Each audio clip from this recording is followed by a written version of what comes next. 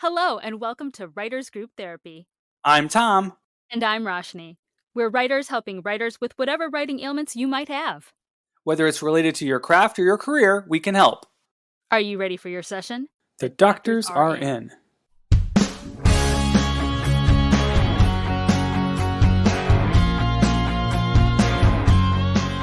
Today we have with us Maggie Cohn, one of the showrunners and writers of The Staircase, which is the new HBOMax true crime series. Maggie also won a Golden Globe for writing and producing American Crime Story, Versace, and she previously co-executive produced Narcos. Welcome to the show, Maggie. Thanks for having me. Well, let's get started with the obvious question, which is you do a lot of true crime. What drew you to that in the first place? That is a good question. I think that even when I'm not writing true crime or shows that are based on events that happened in real life, I've always found a lot of inspiration from historical research and doing deeper dives into primary sources for characters. So I think, yeah, innately, most of my work, whether it's quote unquote fiction through and through, is usually backed up with a lot of research, a lot of it. And I think I have a background in political science as well. So I think for me, the connection between what we experience day to day just as humans and what you see in my work is it's a pretty direct and forward facing connection. How long is the research process for like any of your shows? Oh, as long as they'll give you, really. I honestly I don't think the process really truly ever ends. And which is exhilarating and also really intimidating. I think you have to learn intuitively when you have to stop the research and kind of take that leap into the water, and create that character or that storyline or write the scene and trust that you have enough to go off of. That being said, I think a lot can be learned as you're doing something, especially when the production process is as long as it was for a show like The Staircase, which was approximately 7 months. I'm thinking specifically, we have an episode, the 6th episode, that features a theory that's commonly referred to as the owl theory. And going in, Emily Kazmarek, the writer of that episode, we all had the facts, and they came from Larry Pollard, who was an individual who's been thoroughly invested in the Peterson case from almost day one. And then, of course, you kind of have to fact check it like anyone, like any other theory or any investigator into it. And while we were fact checking it, we realized that some of the key pieces of evidence could be interpreted in different ways. It didn't make one interpretation wrong, but it definitely made a rewrite of the episode somewhat necessary. And so that was done during production. So research is ongoing. Yeah, it's the short answer. But also, don't be afraid to stop researching and start writing. Yeah. Yeah, I mean, when you're working on something that's still a living, breathing thing, practically, it's this is not like historical. This is like, this happened, in the very last decade, so. Right. Wow.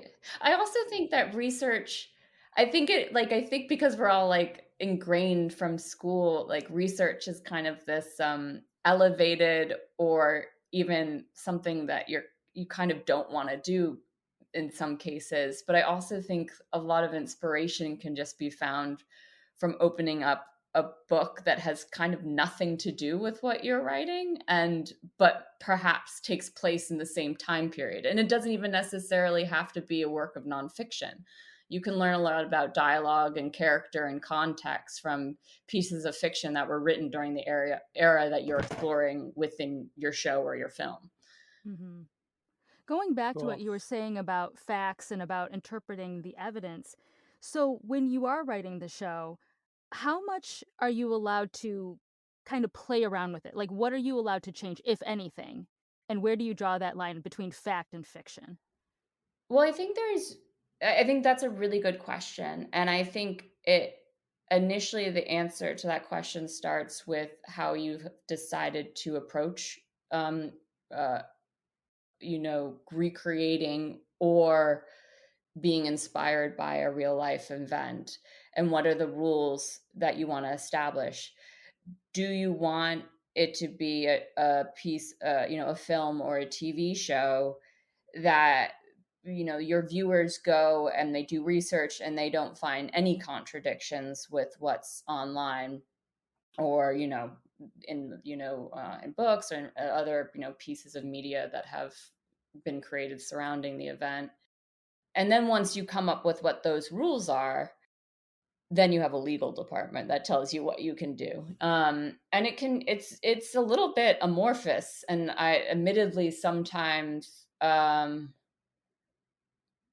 it, you feel like in certain situations you're like, well, I can't quite understand why that's problematic. And then they'll explain it to you, and you just have to trust that, in the case with HBOMax, we had partners that wanted us to be as creative as possible and not allow, the hindrance of legality to thwart like our creative measures. So it's really two things. What are the rules that you create for yourself in your approach to the project? And then, what are the more, bureaucratic rules that you'll have to deal with? And that's the order in which you need to approach it.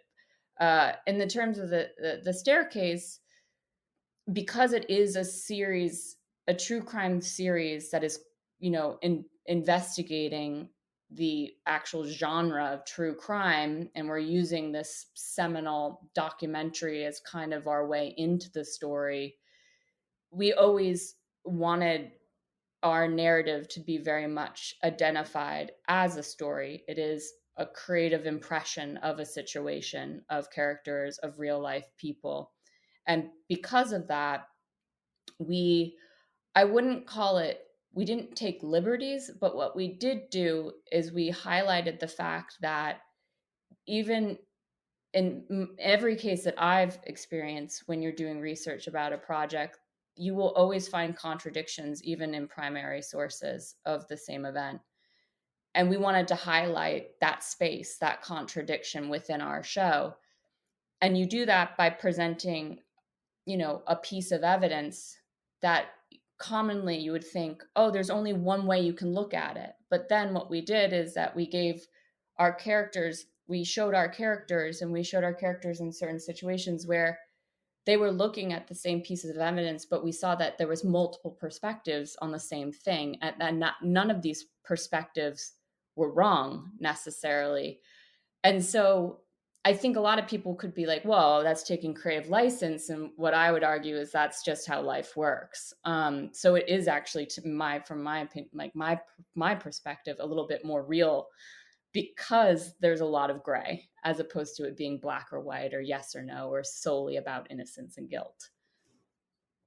That's great. I actually am just finishing up episode 4, and there's a lot. There's not to spoil anything, but there's a line in there where one of the editors, she actually said, I can't remember her name, but she says something about how when one person looks at something and says this is this, the other person looks at it and says, well, maybe it's the opposite, and it's literally what you're just saying there. So that's our thesis really cool episode. Yeah. It basically Common Sense. Yeah, it's called exactly. Episode 4. And so we wanted to establish with the first 3 episodes a bit of this mini arc, that you kind of almost feel like it's more of like a feature film, those first 3, if you combine them. And then you go into the 4th episode, which we knew we wanted to approach the 4th episode and make that the courtroom episode, but we had to condense so much time. And so it really was one of those episodes that we discovered that using the construction of a documentary film within the visual language of the show actually enabled us to jump through time in the same way that you do in a documentary film. And so, you also then have our editor, Sophie, speaking over the episode. And we realize at the end of the episode that she's also doing an interview for a documentary film in the future, but that her answer to the question that's being asked in 2017 is actually the narration for the process that's happening in 2004. So it's a bit meta and layered, but it was this episode where we really felt like we could highlight the construction of story and narrative via this documentary, which shows the viewer, this is how stories are constructed via in a documentary, how they're constructed in a courtroom when the prosecution and the defense are both telling their story, their version of the events that happened that night. But then we'd encourage the viewer to take another step, which is to then view the process that, Antonio, the director and the showrunner, my fellow showrunner, what we went through, and the writers, to create the story that you're watching today, to realize that we made the same compromises, we made the same creative decisions as they're making, and then that's what now you're consuming. So hopefully that shines through.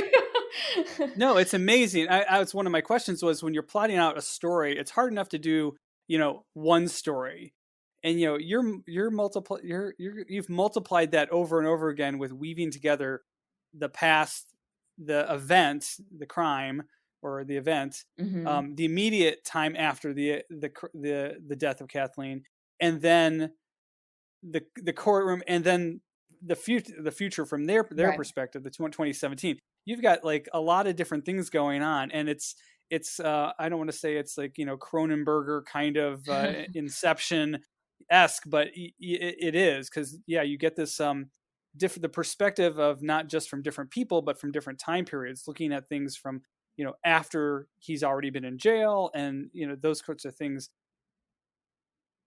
How do you keep it all straight? Well, it was a really interesting process, and that's something Antonio came up with, these timelines in the pilot, and it was really incredible to explore them. And just for the sake of our writers' room, we came up with, named them the past, the present, and then the future. And then what we realized is that as we're exploring the idea of time, because I think everyone brings the past to the present, right? We bring our own backstory to the events that we're experiencing currently. Even this interview, I'm, basing my answers off of interviews I've done in the past. I'm anticipating your questions based on questions I've probably received, while, still trying to be spontaneous. And then I'm also thinking currently, well, how are people going to receive this interview, which is the future? And to me, that's really how people live life. And so to have these 3 timelines felt like a really interesting way to explore the human experience. And then the other thing about the timelines was essentially the past timeline that starts in September 2001 and allows us to really fully develop Kathleen Peterson as a character, as our impression of her. It takes us all the way to where the present timeline begins our season or series. So really the timelines act as a circle in that sense. There is no beginning and there really is no end to the show, because the ending of the show brings us back to the beginning. So the ending of the past timeline brings us back to the present timeline.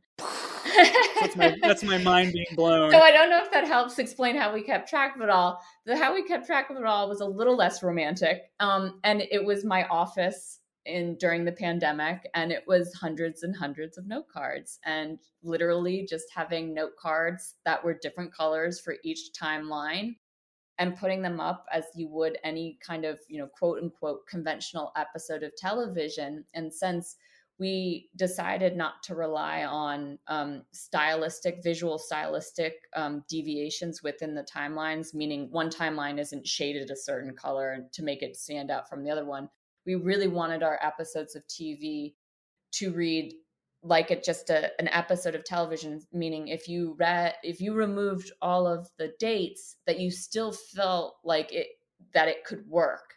Obviously there would be some continuity contradictions because Kathleen is no longer with us in 2 of the timelines, but we kept talking about the idea of energy and using the energy from one timeline to flow into the next one in just the same way that you would do sequences of a linear television show. So it was a really, it was a risk to do it that way. It works But well. okay.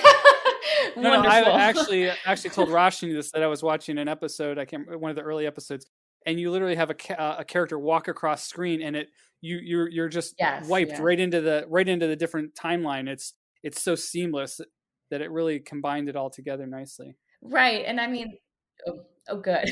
I'm glad you guys think so. But actually, that's a great segue, because I understand you are a co-showrunner. So how does that work, divvying up the duties? Who does what? It's actually really easy, because Antonio was directing the majority of the episodes. It's just essentially, kind of acting as the showrunner while he's directing. And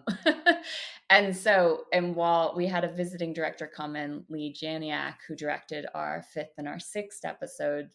So, I basically prepped those episodes with her, and, it had, you do the bits of show running that aren't necessarily as fun, like, keeping track of the budget, making sure you can, your schedule works. We had 14 days per episode, and so production days per episode, and we had really, really ambitious scripts, a lot of characters, a lot of locations, and you only have so much money. So it was kind of like when we went into production, it became a more conventional distinction. Prior to that, it was pretty natural. Antonio wrote the pilot and created the show, and then I guess my role was coming in as someone with a lot of television writing experience, and specific to true crime. And so I, with his kind of initial instincts, we were able to shape the entire season. And I guess I had more experience with the idea of the bigger picture, and then of course he, it was a very easy relationship creatively. We thought very similarly about a lot of things, and we also weren't afraid to debate elements of the show. And I can't really I'm like, as you say that, I'm trying to remember exactly how we resolved debates, but I think it typically was, we kind of, they resolved themselves almost, because I think the answer would become apparent as soon as it needed to, really, if that makes sense. It wasn't rock, paper, scissors. No. Okay.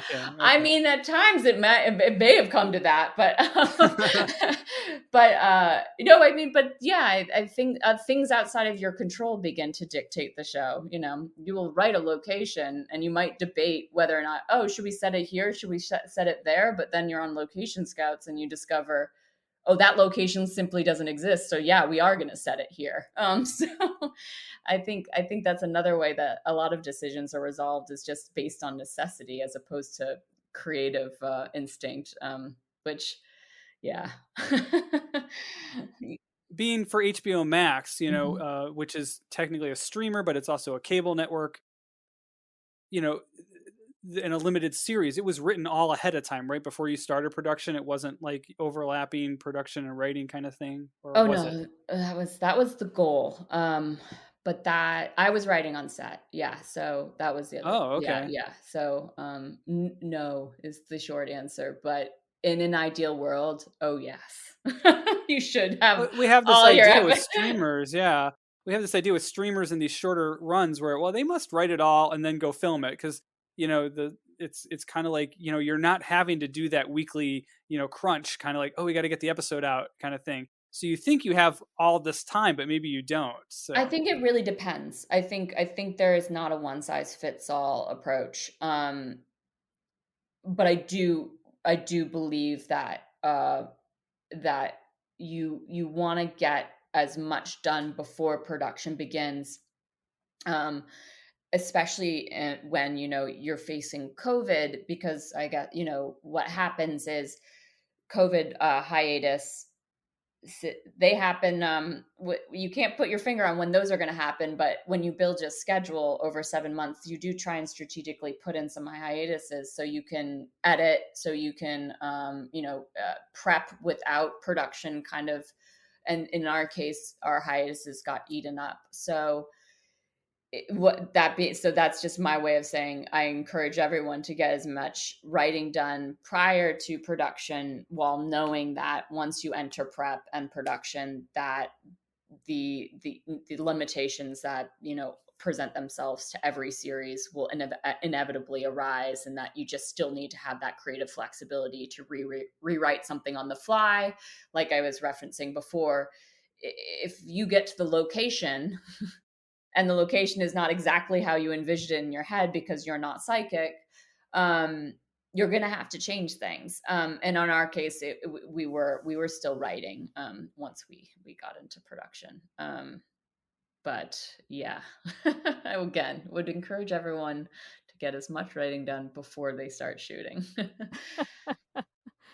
Well, maybe if we have another global pandemic, that'll give everyone some time off to like hammer out those words. Monkeypox. I heard about that. I was no. I'm never going to see another human being in my life. I'm going to be alone forever. But we'll get so much writing done. It'll be great. That's what I thought. Right, exactly. So Maggie, let's take it all the way back. You mentioned you have a background in political science. How did you go from poli-sci to being a showrunner? Well, I had a background. Yeah, so I majored in political science, and I also majored in film production and theory. And that interesting combination. Yeah. So it was always, I think a lot of what I've attempt to do is I do believe that life imitates art and art imitates life. And I think it's interesting, the moments in our history where one of those comes to the forefront, whether it's art or life. And for me, it's always been important and inspiring to find ways to combine, the theoretical, with which is film, whether it's film theory or political theory, and then to manifest those theories in a more visual medium. So it was really to have those two things in my background. It almost made the other easier, and because it made the other one feel more relevant, whether that was political theory or film. And so after, did you have any like role models in the genre? I mean, it's interesting. I studied a lot of documentary filmmaking in college, which I think what naturally brought me to the staircase was being a fan of that documentary, which came out after I graduated. But Errol Morris was always, I found him to be really interesting, and I also just read an interview with Alex Garland that I also very much related to in the New York Times. So I wouldn't necessarily consider them role models other than people, or in terms of Errol Morris, but like I always, instead of role models and trying to emulate someone, I kind of viewed them more as people that I could point to prove that what I wanted to do was the natural extension of the medium, or that the envelope that people are afraid to push has already been kind of done before, and that it worked, and it's worth again taking a risk, which is what we did with the staircase. Did the staircase come to you as I mean, like, do you watch the news and do these things like go, oh, I want to do a thing about that, or how did this come to you, like as a project? Yeah, well, I mean, it's interesting because people were asking, they're like, "Oh, were you following the case as it was happening?" I was like, "I don't think I was." And then I realized that I had moved to Spain around the time that the tragedy occurred for school, and so I wasn't in the U.S. when it was happening. And then I was in school, and so my first exposure to the case was via the documentary, and they were showing it on the Sundance Channel at the time, and it was just fascinating to see. The longest documentary I'd seen up until that point was Showa, which is, I think, about 6 hours long. But this was longer, and it was a documentary that was episodic. So the structure of it was, it was very much different, because you have cliffhangers, you have the 3-act structure, 4-act structure within the context of each of the episodes of the Staircase. And then you have to put those together to view those in its entirety. So the Staircase to me functioned much more like a narrative kind of chronology, as opposed to a documentary one. And just it was just very compelling material, and it was fascinating, because you've seen, Aramore, The Thin Blue Line, which was an interesting investigation into a case and very different than the Staircase. And then there's Murder on a Sunday Morning, which was the Maha Productions Oscar-winning documentary, which was about a case in Florida where they really follow the defense team, a public defender, following like a very almost, in terms, it was kind of almost like a black and white injustice, perpetrated against the defendant by the prosecution. And then you have something like An American Family, which is following a family, and that's kind of another seminal documentary where a documentary team goes into a family environment. And for me, the Staircase kind of like combined all these things. And it was just fascinating to watch. And what was interesting to me is I found a lot of my friends that, weren't into documentary films being very compelled and drawn to the Staircase.